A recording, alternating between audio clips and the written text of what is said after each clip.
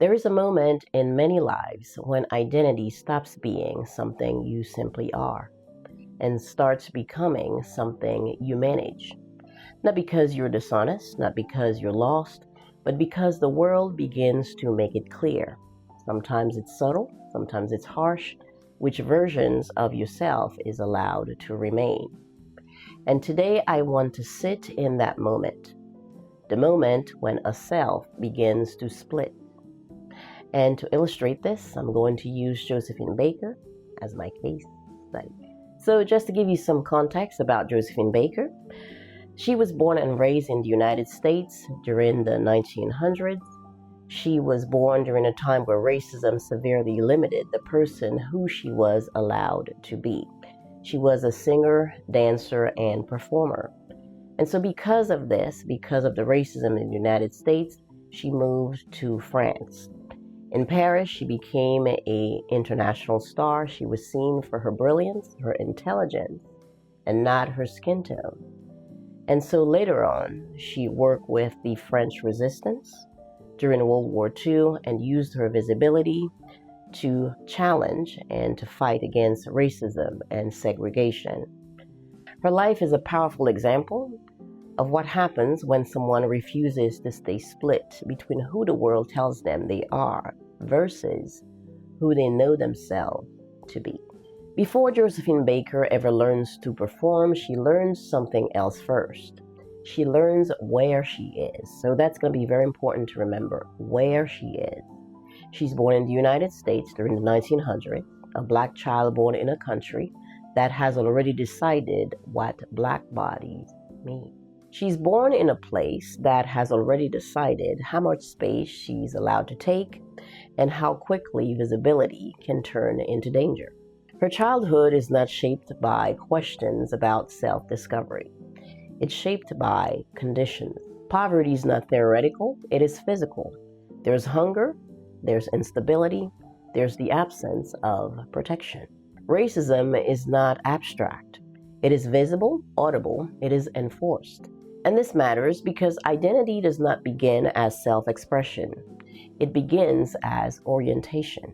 Before she has language for selfhood, her body is already learning where safety is conditional and where attention carries risk. In America, she's seen but not held. She is seen but not protected. She is seen but already misread. This is the first awareness, although it does not yet feel like awareness. It feels like attention without care. The kind of attention that watches, the kind of attention that judges, the kind of attention that decides before you speak. She does not perform yet, but her nervous system is already awake. It's noticing. It's noticing which spaces tighten. It's noticing which eyes linger. It's also noticing which expression invite trouble and which ones will allow her to pass unnoticed. And so this is the awakening here, not to identity, but to constraint. Somewhere inside this environment, a quiet truth is beginning to form. Being yourself is not neutral here. It carries consequence. And once you learn that being yourself is not neutral and that it carries consequence, you don't stay in innocence for long. Because once you learn that survival is not guaranteed, adaptation becomes inevitable. What changes is not Josephine's desire. It is the response she receives. When she begins performing in America, she doesn't step onto the stage imagining reinvention. She steps onto the stage needing to work, needing to eat, needing a place to remain. At first, she moves as herself, energetic, expressive, not yet calculated. And then something becomes clear. The room reacts, not simply to her presence, but how she exaggerates it. Laughter comes when her movements stretch beyond what is expected. Approval sharpens when her body becomes spectacle. Opportunities follow when she leans into what the audience already believes. The message is not spoken, but it is precise. This version of you is welcomed. This version of you is rewarded. And just as clearly, other versions of you are ignored or corrected or made dangerous. This is confrontation, not with a single person, but with a system of eyes, expectations, and power. The stage is not neutral. The audience is not neutral. The laughter is not neutral. Each response trains her body. She learns moment by moment when to exaggerate, when humor softens threat, when performance creates distance from harm. This is not deception, it is attunement. Her body adjusts before thought catches up. She doesn't ask, "Who am I allowed to be?" She learns the answer through repetition.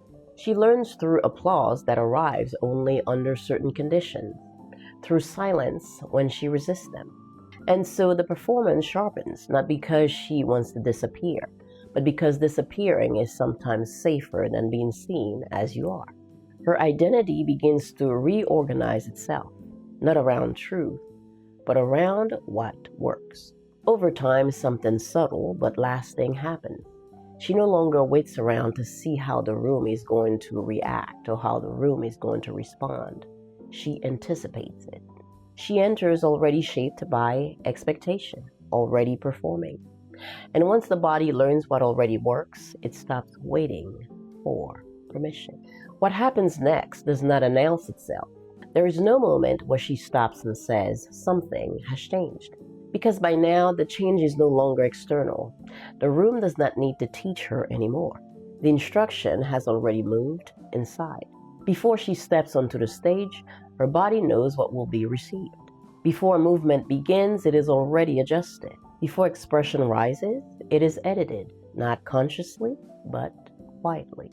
And this is where the split takes hold, not as conflict, but as containment. The part of her that once moved freely now moves selectively. The part that once responded instinctively now pauses, measures, and times itself. She begins to carry the room with her even when the room is gone. An internal audience forms, a silent one, always watching. No one tells her to hold back anymore. No one needs to. Silence becomes a form of safety. Not the absence of voice, but the careful placement of it. And this is what matters most. Nothing feels wrong yet. She's surviving, she's working, she's been rewarded. The split does not arrive as pain. It arrives as competence, as control, as knowing when not to speak. This is not betrayal, it is intelligence. This is how a split self is born. Most of us don't recognize this moment when it happens. We don't call it adaptation. We don't call it fragmentation. We call it life. But once a split is born, everything that follows, language, voice, belonging, silence, ambition, all of those things are shaped by it. In the next episode, we'll move forward in the identity framework itself, from performance to consequence. And we'll look at what it costs to live as two selves. Thank you for watching. Please like, share, and subscribe to the channel. Also hit the notification bell so you can be notified when I post the next video. Sur ce, on se dit à la prochaine. See you soon.